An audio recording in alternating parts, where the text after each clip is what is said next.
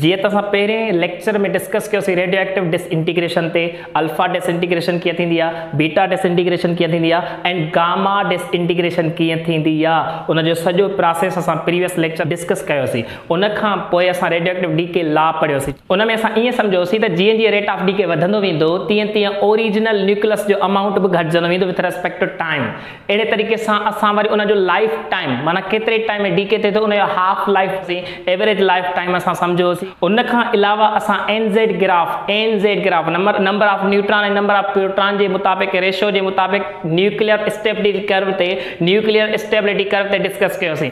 Q value ते reaction जे ज़रिए जेका एनर्जी रिलीज पई थिए या एब्जॉर्ब पई थिए उन क्यू वैल्यू जे मुताबिक़ असां डिस्कस कयोसीं। हाणे अचो त असां अॻियां ॿियनि टॉपिक्स ते डिस्कस कयूं।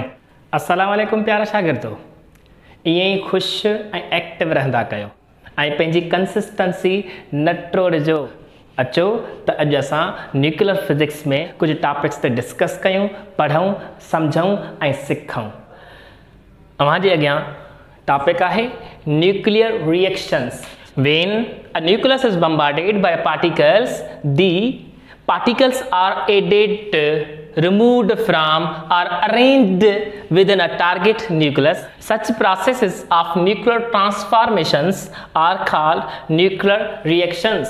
इन मतलब इहो आहे त जॾहिं बि कंहिं टारगेट न्यूक्लियस ते माना जेको पेरेंट न्यूक्लियस हुजे या जेको फ्यूल हुजे, ईअं खणी चऊं त कंहिं रिएक्शन जे हिसाब सां फ्यूल जेके चइबो आहे उन ते असां को पार्टिकल अची बम्बार्ड करायूं। हाणे जीअं ई बम्बार्ड कराईंदासीं त छा थींदा पार्टिकल्स, उहे एड थींदा, उन मां कुझु रिमूव थींदा। जेके अरेंज थियल हूंदा टारगेट न्यूक्लियस में उहे बि त रिमूव थी सघनि था। ठीकु आहे, अहिड़े तरीक़े सां इन्हनि प्रोसेसिस खे छा चइबो आहे, न्यूक्लियर रिएक्शंस। हाणे अॻियां ॾिसो तव्हांजी ॿी पॉइंट आहे, it is the change in identity or characteristics of an atomic nucleus induced by bombarding it with an energetic particle. ज़हन में रखो, जॾहिं बि कंहिं बि टारगेट न्यूक्लियस सां असां बम्बार्ड करायूं कंहिं पार्टिकल ते त पोइ थींदो छा, हुनजी आइडेंटिटी चेंज थींदी, हुनजी कैरेक्टरिस्टिक्स चेंज थींदी, हुनजी प्रॉपर्टी चेंज थींदी। अंडरस्टूड आहे, जेको पार्टिकल स्ट्राइक कराइणो पवंदो उहो एनर्जेटिक करणो पवंदो। सो ॾिसो हाणे हिनखे एक्सप्रेस कयो वियो आहे सिंबल जे मुताबिक़, रिप्रेज़ेंट कयो वियो आहे। को बि पार्टिकल बम्बार्ड करायूं असां कंहिं टारगेट न्यूक्लियस सां ऐं ही असांजो लाज़मी आहे पाण में जॾहिं मिलंदा त कंपाउंड थी वेंदो, कंपाउंड न्यूक्लियस ठही वेंदो। उन खां पोइ असांखे को न को डॉटर न्यूक्लियर प्रोडक्ट मिलंदी, उन खां पोइ उन मां के पार्टिकल्स प्लस में क्यू एनर्जी। ठीकु आहे बाबा, रिएक्शन वारी रहो। फर्स्ट न्यूक्लियर रिएक्शन कयो वियो हो रदरफोर्ड जे ज़रिए। छा कयो है हिन, ही bombarded nitrogen nuclei with alpha particles from bismuth 214। लाज़मी आहे जेको हिन अल्फा पार्टिकल इमिट करायो हूंदो उहो किथां करायो हूंदई, कि हिन के रेडियो एक्टिव मां करायो हूंदई, अल्फा खे यानी इमिट करायो हूंदई। उन खां पोइ उनखे छा मिलियो, ऑक्सीजन। हिते छा रखियईं, ऑक्सीजन। हितां छा स्ट्राइक कराईंसि, अल्फा। अल्फा स्ट्राइक करण खां पोइ लाज़मी आहे अल्फा किथां ॾई, बिस्मिथ मां इमिशन कराई रेडियो एक्टिव मटीरियल जे हिसाब सां। जीअं ई स्ट्राइक थियो त लाज़मी आहे प्रोडक्ट मिली, प्रोडक्ट में को न को पार्टिकल मिलंदो। असांखे कहिड़ो एलिमेंट मिलियो, ऑक्सीजन जो। हाणे ॾिसो हिन जी रिएक्शन जे हिसाब सां इक्वेशन, नाइट्रोजन सां हीलियम यानी अल्फा पार्टिकल बम्बार्ड थो कराए, स्ट्राइक थो कराए। रिएक्शन में छा मिले थो, ऑक्सीजन प्लस में हाइड्रोजन जो आइसोटोप। रिएक्शन वारी इक्वेशन आहे रदरफोर्ड जे हिसाब सां। हाणे ॾिसो हिन रिएक्शन जे करे क्यू वैल्यू जेको आहे उहो आहे -1.15 मिलियन इलेक्ट्रॉन वोल्ट। इन जो मतिलबु आहे निगेटिव क्यू वैल्यू। ऐं निगेटिव क्यू वैल्यू कहिड़ो हूंदो आहे, एक्सोथर्मिक या एंडोथर्मिक थींदो। निगेटिव आहे त कहिड़ो थींदो, एंडोथर्मिक। क्लियर, शाबाश, नोट कयो ऐं स्क्रीन शॉट करी वठो, शाबाश। हाणे असां हिन जा टाइप्स पढ़ंदासीं। हाणे ॾिसो टाइप्स ऑफ न्यूक्लियर रिएक्शन। पहिरियों आहे त ट्रांसम्यूटेशन। हाणे हिन में छा थींदो आहे, the conversion of one chemical element into the other and it occurs when number of protons और न्यूट्रॉन्स इज चेंज्ड। इहो तॾहिं थींदो आहे जॾहिं बि कंहिं बि एलिमेंट जेको बि असांजो टारगेट मटीरियल हूंदो या केमिकल रिएक्शन जे ज़रिए जेकॾहिं उनजो एटॉमिक मास या एटॉमिक नंबर छा थो थिए चेंज थिए थो, यानी असां चऊं था एटॉमिक मास जंहिंजो चेंज थिए त उन प्रोसेस खे छा चइबो आहे ट्रांसम्यूटेशन। ट्रांसम्यूटेशन जो मतिलबु इहो आहे त ट्रांसफॉर्मेशंस, माना एटॉमिक नंबर ऐं एटॉमिक चेंज यानी कि एटॉमिक मास कॾहिं चेंज थींदो जॾहिं हिकु एलिमेंट ॿिए एलिमेंट में कन्वर्ट थींदो। छा बाबा? हिकु एलिमेंट ॿिए में कन्वर्ट थींदो। क्लियर बाबा? हाणे हिन जा एग्जांपल्स आहिनि, ॾिसो proton, neutron, alpha, neutron, gamma, induced जेके रिएक्शन थींदा आहिनि। छा बाबा? इंड्यूस्ड रिएक्शन जेके थींदा आहिनि उन जी बुनियाद ते असांजो कॉन्सेप्ट आहे। हाणे आहे स्कैटरिंग। स्कैटरिंग में छा थींदो आहे? The deflection of radiation resulting from the interaction of individual particles with nuclei. माना जॾहिं बि कंहिं न्यूक्लियस जे पार्टिकल सां को बि असांजो पार्टिकल जेको अल्फा मिसाल टकराए थो, जेकॾहिं अल्फा टकराए थो त पोइ उहो छा कंदो? इंडिविजुअली इंटरेक्ट कंदो, उन सां को न को इफेक्ट पैदा थींदो।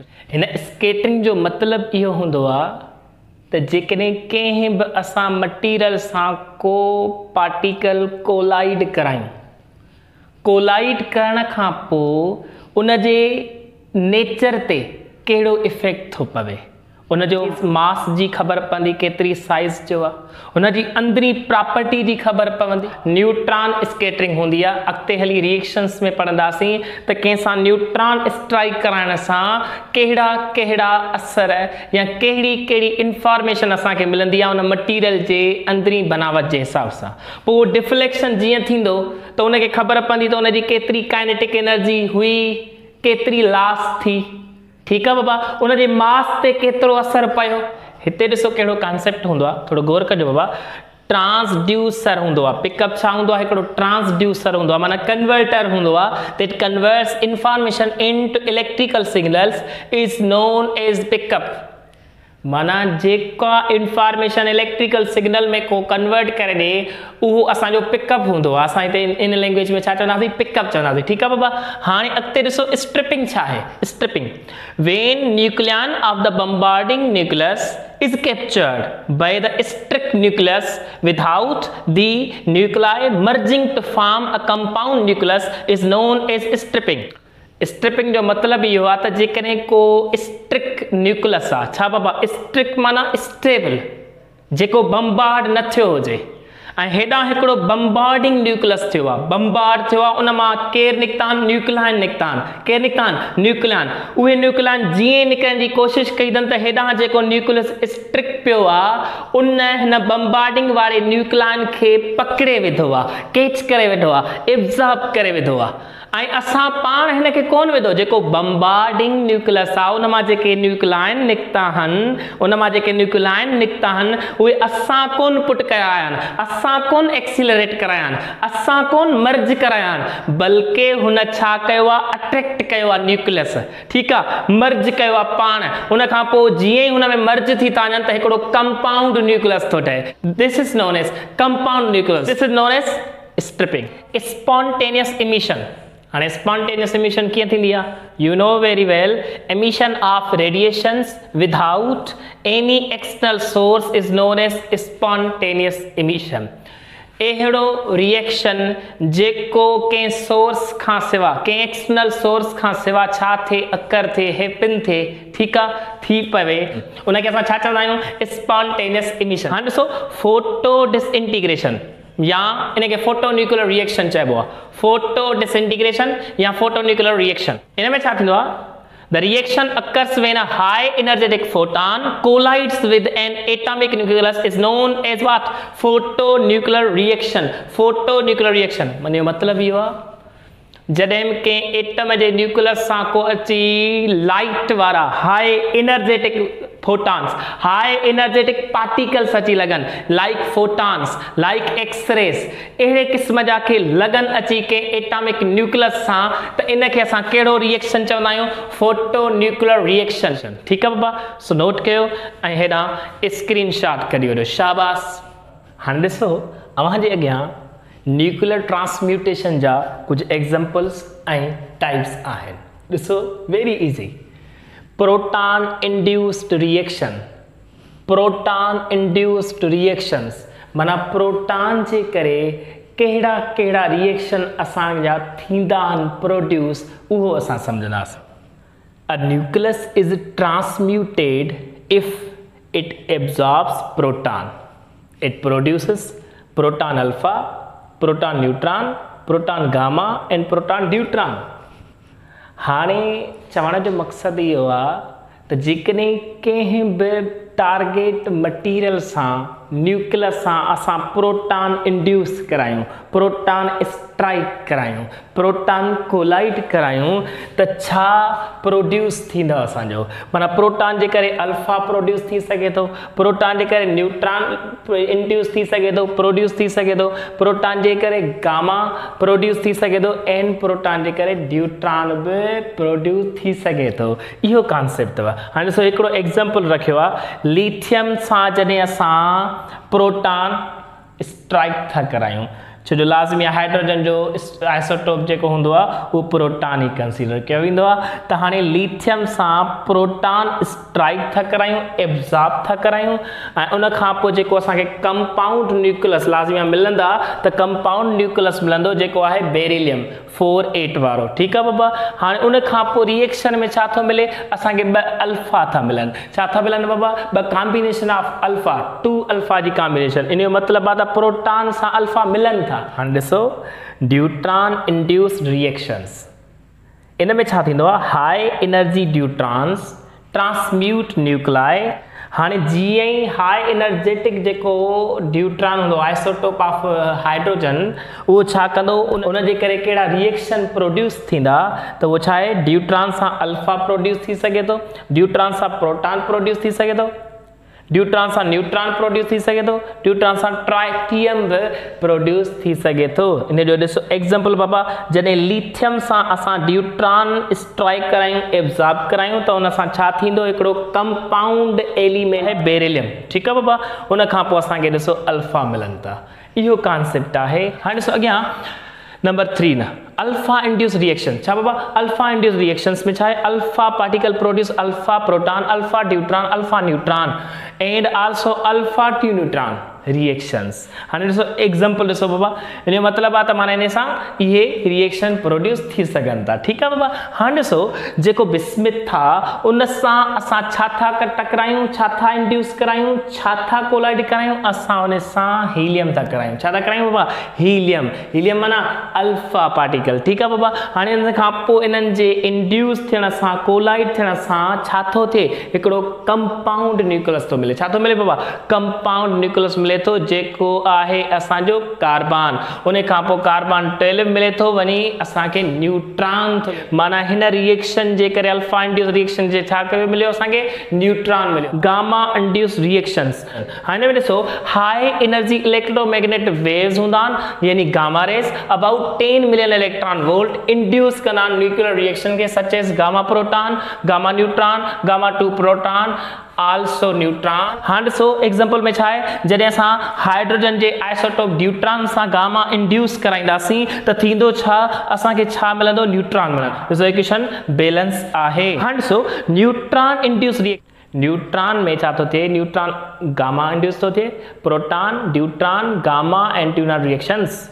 हाणे हिन में ॾिसो एग्जाम्पल, जॾहिं असां हाइड्रोजन सां न्यूट्रॉन था स्ट्राइक कयूं, माना प्रोटॉन सां। ठीकु आहे बाबा। जीअं ई प्रोटॉन सां स्ट्राइक थो थिए त कंपाउंड न्यूक्लियस थो मिले, माना छा आहे इहो, ड्यूट्रॉन आहे। ड्यूट्रॉन मिलण खां पोइ असांखे आख़िर में छा थो मिले बाबा, गामा थो मिले। हाणे इहे सभु रिएक्शंस आहिनि, इन्हनि जो छा यूज़ आहे, nuclear reactions provide informations about masses of nuclei. Nucleus जे मासिस जी इंफॉर्मेशन मिले पई कंहिंजे ज़रिए, हिन रिएक्शंस जे ज़रिए। एनर्जीज ऑफ पार्टिकल्स, लाज़मी आहे पार्टिकल्स की एनर्जी असां इन सा काउंट करे सघूं था रिएक्शंस के जरिए। उन खां अलावा क्यू वैल्यू जेको क्वांटाइज्ड, रिलीज्ड या एब्जॉर्ब एनर्जी थे पई, रिएक्शन वाली एनर्जी, उहा बि असां काउंट करे सघूं पिया।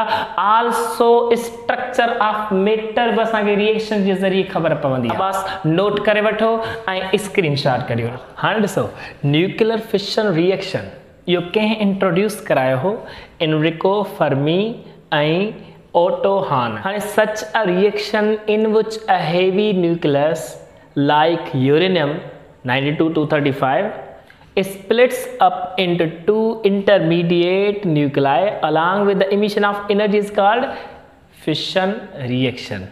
And so इन मकसद ये होता है reaction in which heavy nucleus splits into two lighter nuclei माना हिकिड़ो हेवी न्यूक्लियस आहे हाणे इहो छा थो थिए बिन नंढन फ्रेगमेंट्स में बिन नंढन न्यूक्लाई में स्प्लिट थो थिए टुटे थो डीके थो थिए इन प्रोसेस खे छा चइबो आहे इन प्रोसेस खे चइबो आहे nuclear fission reaction uranium 92 to 35 सां न्यूट्रॉन असां स्ट्राइक करायो आहे क्लियर उन खां पोइ असांखे कंपाउंड एलिमेंट मिलियो आहे उन खां पोइ असांखे छा मिलियो आहे कंपाउंड न्यूक्लियस मिलियो जेको 92 to 36 थी वियो छो जो न्यूट्रॉन उन में छा थी वियो जज़ब थी वियो लाइक दिस हाणे जीअं ई थियो त इहो छा थींदो अंदरि रिएक्शन थींदो छा थींदो बाबा अंदरि रिएक्शन थींदो उन खां पोइ छा थो थिए ॿिनि नंढनि फ्रेगमेंट्स में टुटंदो ज़हन में रखिजो इहे जेके फ्रेगमेंट्स हूंदा उन्हनि जो atomic mass also atomic number different हूंदो हाणे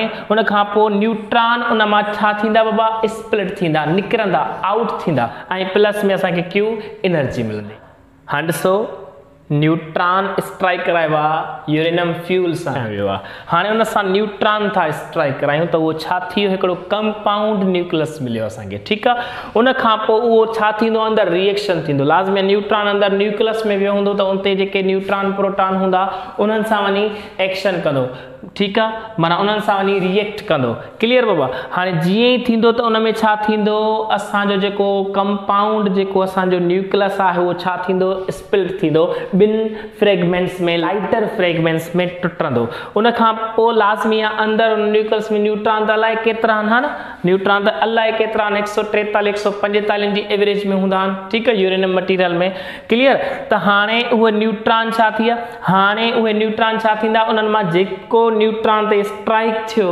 उन्हनि मां जेके बि यानी कि आया उन सां कोलाइड थींदा उहे छा थींदा स्प्लिट थींदा छा थींदा स्प्लिट पोइ ॿ बि थी सघंदा टे बि थी सघंदा 4 भी थी सघंदा लेकिन एवरेज असां घणी वठंदा आहियूं 3 जी छाजी एवरेज वठंदा आहियूं 3 जी प्लस में रिएक्शन थियो आहे त क्यू एनर्जी निकिरंदी छा निकिरंदी क्यू ऐं हीअ जेकी क्यू एनर्जी हूंदी आहे इहा ह्यूज अमाउंट हूंदी आहे केतिरी अप्रॉक्सीमेटली 200 मिलियन इलेक्ट्रॉन वोल्ट ऐं तक़रीबन जोल में घणी थींदी 3.2 × 10⁻11 जोल ठीकु हाणे ॾिसो न्यूट्रॉन स्ट्राइक थियो त असांखे कंपाउंड मिलियो उहो जेके ॿ नंढा फ्रेगमेंट हिननि मैयर कया काउंट कया हिकिड़ो मिलियन बेरियम ऐं ॿियो क्रिप्टॉन हिकिड़ो मिलियन बेरियम ॿियो क्रिप्टॉन बेरियम जो छा आहे एटॉमिक नंबर 56 ऐं एटॉमिक मास छा आहे 141 ऐं क्रिप्टॉन जो छा आहे 36 एटॉमिक नंबर ऐं 92 छा अथनि एटॉमिक मास प्लस में 3 न्यूट्रॉन एवरेज सां मिलिया ऐं क्यू एनर्जी रिलीज्ड एनर्जी ठीकु आहे हाणे ॾिसो ही स्कीमेटिक डायग्राम आहे न्यूट्रॉन अची स्ट्राइक करायो आहे कंहिंसां हेवी न्यूक्लियस सां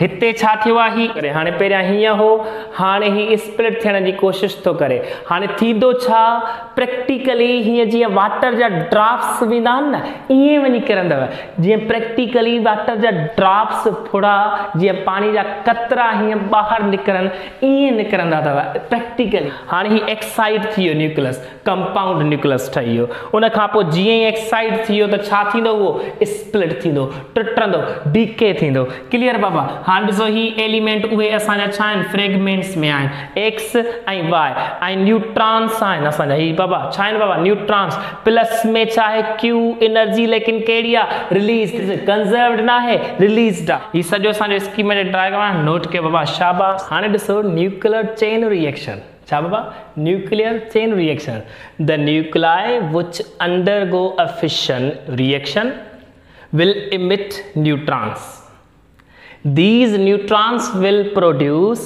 further fission in other nuclei if this process continues more and more neutrons are produced and larger amount of energy is released this is called nuclear chain reaction चवण जो मक़सदु छा आहे जीअं ई जेकॾहिं असां न्यूट्रॉन के यूरेनियम एटम सां न्यूक्लियस सां स्ट्राइक था करायूं त उहो छा थींदो रिएक्शन कंदो ॿिनि फ्रेगमेंट्स में टे न्यूट्रॉन एवरेज में कढंदो ठीकु आहे बाबा हाणे जेकॾहिं 3 न्यूट्रॉन एवरेज में इमिट थियनि था रिलीज़ थियनि था प्रोड्यूस थियनि था त अॻियां जेकॾहिं ॿिया एटम आहिनि उन्हनि सां वञी स्ट्राइक थींदो उहे 3 न्यूट्रॉन मां जेको बि हिकिड़ो को बि एटम यूरेनियम जो ईंदो त उन सां वञी स्ट्राइक थींदो न्यूक्लियस सां। क्लियर। वरी उहो रिएक्शन कंदो, वरी उन्हनि मां 3 निकिरंदा। क्लियर। वरी अहिड़े तरीक़े सां 3 निकिरंदा वेंदा। इन खे चइबो आहे अनकंट्रोलेबल चेन रिएक्शन। उहो रिएक्शन हूंदो आहे जॾहिं बि हिकिड़े न्यूट्रॉन खे स्ट्राइक करायूं उन खां पोइ रिएक्शन स्टॉप थिए ई न, बंदि थिए ई न। हिकिड़ो न्यूट्रॉन खां पोइ 3 न्यूट्रॉन निकिरनि, वरी उहे 3 न्यूट्रॉन कंहिंखां टकराइनि ॿिए कंहिं एटम सां, वरी उहे 3 न्यूट्रॉन ॿिए कंहिं एटम सां, पोइ ईअं आस्ते आस्ते आस्ते छा थींदो वञे, कंटिन्यू प्रोसेस थींदो वञे, कंटिन्यू प्रोसेस थींदो वञे। ठीकु आहे। त इन खे छा चइबो आहे, चेन रिएक्शन। लेकिन इहो कहिड़ो आहे, अनकंट्रोलेबल चेन। ज़हन में रखो, फिशन रिएक्शन कराइण जे लाइ कुझु मास मिनिमम जी ज़रूरत हूंदी आहे। ओतिरो मास हूंदो त पोइ असांजो फिशन थी सघे थो, पर जेकॾहिं ओतिरो मास न हूंदो त पोइ फिशन बि नथो थी सघे। कीअं, हाणे ॾिसो उनखे चइबो आहे क्रिटिकल मास। कहिड़ो हूंदो आहे, the mass of uranium for producing smooth chain reaction is called critical mass। हाणे चवण जो मक़सदु इहो आहे हिते त जेकॾहिं क्रिटिकल मास जेतिरो अमाउंट हूंदो, अबाउट 52 kg या 115 पाउंड मास हूंदो, तॾहिं वञी चेन रिएक्शन थी सघे थो। जेकॾहिं इन्हनि खां घटि हूंदो त कोन थींदो आहे। सब क्रिटिकल मास हूंदो त पोइ कोन थींदो चेन रिएक्शन, पर जेकॾहिं क्रिटिकल मास हूंदो त पोइ छा थींदो, चेन रिएक्शन, फिशन जो रिएक्शन थींदो। क्रिटिकल मास खां घटि हूंदो त पोइ सेल्फ सस्टेनिंग वारो प्रोसेस थींदो ई कोन। क्लियर समझो। That's why we are needed, छा जी ज़रूरत आहे, क्रिटिकल मास जी। हाणे हिन सॼे रिएक्शन खे कंट्रोल करण जे लाइ छा यूज़ थींदो आहे, हिकिड़ो डिवाइस हूंदो आहे जंहिंखे चइबो आहे न्यूक्लियर रिएक्टर। हाणे ॾिसो, न्यूक्लियर रिएक्टर कंहिं इंट्रोड्यूस करायो, फर्मी एंड हिज को वर्कर्स इन 1942 में कयो। हाणे ॾिसो, it is a nuclear device which is used to control fission chain reaction and produces nuclear energy for industrial and other useful purpose। जेको न्यूक्लियर डिवाइस आहे, न्यूक्लियर रिएक्टर आहे, उहो छा जे लाइ यूज़ थींदो आहे, न्यूक्लियर फिशन चेन रिएक्शन जेको हूंदो आहे अनकंट्रोलेबल हूंदो आहे, उनखे कंट्रोल करण जे लाइ कहिड़ो डिवाइस यूज़ थींदो आहे, न्यूक्लियर रिएक्टर। प्रिंसिपल हिन जो छा आहे, असूल control fission reaction. Main parts fuel rod हूंदियूं आहिनि, उहे मोस्टली असां 92 to 35 यूरेनियम जे हिसाब सां पुट कंदा आहियूं, ऐं जेकी परसेंटेज हूंदी आहे उहा 0.715% जेको हूंदो आहे असांजो नेचुरल असांखे मिलंदो आहे, नेचुरली। पोइ असां उन्हनि खां आइसोटोप मां ठाहे करे उनजो 90% खां मथे कंदा आहियूं, या 90% ताईं असांखे करणो हूंदो आहे उन रिएक्शन खे कराइण जे लाइ। ठीकु आहे बाबा। कंट्रोल रॉड्स, एब्जॉर्बिंग रॉड्स हूंदियूं आहिनि, जीअं दे एब्जॉर्ब न्यूट्रॉन्स इफिशिएंटली। ठीकु आहे। न्यूट्रॉन्स खे एब्जॉर्ब इन करे कराइबो आहे जीअं चेन रिएक्शन न थी सघे, माना अॻिते वधी न सघे रिएक्शन, जेसि ताईं असां पंहिंजी डिज़ायर ते हिकिड़ो रिएक्शन करे उन मां एनर्जी हासिल कयूं, बाद में ॿियो थिए। ठीकु आहे बाबा। उन बुनियाद ते असां इहो छा कंदा आहियूं, कंट्रोल रॉड्स यूज़ कंदा आहियूं। उन जा एग्जाम्पल छा आहिनि, या त कैडमियम यूज़ कंदा आहियूं, या त बोरान, या त उनखे मिक्स कंदा आहियूं। ठीकु आहे बाबा, स्टील सां या ॿियनि अदर एलॉय सां। Moderator, to slow down the speed of the fast neutrons. जेके फास्ट न्यूट्रॉन्स ईंदा उन्हनि जी स्पीड खे स्लो डाउन करण जे लाइ छा यूज़ थींदो आहे बाबा, मॉडरेटर। हाणे ॾिसो एग्जाम्पल छा आहिनि, ग्रेफाइट एज अ मॉडरेटर हूंदो आहे, heavy water as a moderator हूंदो आहे, बेरिलियम इज अ मॉडरेटर हूंदो आहे, and its oxide and certain organic compounds जेके हूंदा आहिनि असां छा हूंदा आहिनि, moderator. Heat exchanger to convey the energy produced for the sake of use. हाणे उहा हीट एनर्जी असांखे कंहिं न कंहिं फॉर्म में चेंज करे यूज़ करणी हूंदी आहे, त उन जे लाइ हीट एक्सचेंजर हूंदो आहे। छा हूंदो बाबा, हीअं पाथ हूंदो आहे हिकिड़े क़िस्म जो, अहिड़े पाथ खे असां छा चवंदा आहियूं, इहो हीट एक्सचेंजर। कूलेंट, छा बाबा, coolants to avoid over heating. Heat जो एॾो मिक़दार वधी वेंदो आहे जो असांखे उनखे कूल करणो पवंदो आहे। छा सां, लाइट वाटर हूंदो आहे, हेवी वाटर हूंदो आहे, लिक्विड मेटल हूंदो आहे, सच एस सोडियम और सोडियम पोटाशियम एलॉय हूंदो आहे, मरकरी, सर्टेन, ॿिया बि organic and liquid and gases छा हूंदा आहिनि, यूज़ थींदा आहिनि, आल्सो यूज़। ठीकु आहे। हाणे बायोलॉजिकल शील्ड हूंदी आहे प्रोटेक्शन जे लाइ, to prevent scattering of harmful radiations. उन्हनि खां बचण जे लाइ, उन पंहिंजी हिफ़ाज़त करण जे लाइ शील्ड कबी आहे, शील्ड कयो ऐं मोस्टली छा यूज़ थींदो आहे for this purpose a concrete wall is used उन इंस्ट्रूमेंट जे मथां छा थींदो आहे कॉन्क्रीट वॉल यूज़ थी ठीकु आहे these are the main parts of nuclear reactor and also this is the introduction clear बाबा हाणे असां हिन जो स्कीमेटिक डायग्राम पढ़ंदासीं जी बाबा न्यूक्लियर रिएक्टर जो स्कीमेटिक डायग्राम ॾिसो त कीअं थो थिए सॼो प्रोसेस ठीक है बाबा ही सॼो सिस्टम आहे हिन में फ्यूल भी लॻल आहे यूरेनियम फ्यूल आहे थर्मल शील्ड आहे कंट्रोल रॉड्स आहिनि स्टील कंटेनर आहे बायोलॉजिकल शील्ड आहे ही सॼो सिस्टम आहे ही सॼो बाबा ठीक है हिन में रिएक्शन सॼो फिशन वारो थींदो कंट्रोल्ड वारो हाणे जीअं ई हिन प्रोसेस में असां कंट्रोल रिएक्शन कीअं कराईंदासीं त सिर्फ़ु हिकिड़ो न्यूट्रॉन इमिट कराईंदासीं छा बाबा हिकिड़ो न्यूट्रॉन इमिट थींदो उहो वञी ॿिए सां रिएक्शन थो वरी अॻियां रॉड्स आहिनि कंट्रोल रॉड्स उन न्यूट्रॉन्स खे वरी छा कंदियूं जज़ब कंदियूं छा कंदियूं बाबा जज़ब ऐं कंट्रोल रॉड्स छा जूं हूंदियूं आहिनि कैडमियम जूं या बोरान जूं ठीकु आहे बाबा हाणे जीअं ई जज़ब कंदियूं न्यूट्रॉन ॿिया सभु जज़ब थींदा बाक़ी हिकिड़ो अॻियां वेंदो रिएक्शन थींदो जीअं ई रिएक्शन थींदो त हीट एनर्जी असांखे एक्सप्लोएंट जे बुनियाद ते मिलंदी हाणे इन हीट खे वरी जज़ब करण जे लाइ कूलेंट यूज़ कबो इट मीन्स माना हेवी वाटर ठीकु आहे अहिड़े तरीक़े सां ॿिया जेके ऑर्गेनिक कंपाउंड हूंदा आहिनि उहे यूज़ कबा आहिनि या असांजो सोडियम बि यूज़ कयो जीअं ई इहा जेका हीट एनर्जी आहे ही जज़ब कंदो छा कंदो बाबा जज़ब कंदो कूलेंट त कूलेंट छा कंदो इहा हीट हिते वाटर हूंदो लाज़मी इहो वाटर छा थींदो बॉयल थींदो जी बाबा हाणे जीअं ई इहो वाटर मिक्स थियल छा ईंदो अॻिते ईंदो यानी हीट एक्सचेंज जे हिसाब सां त हिन जो टेम्परेचर इंक्रीज़ थी वेंदो छा थींदो बाबा टेम्परेचर इंक्रीज़ जीअं ई टेम्परेचर इंक्रीज़ थींदो त एक्चुअली थींदो छा इहा हीट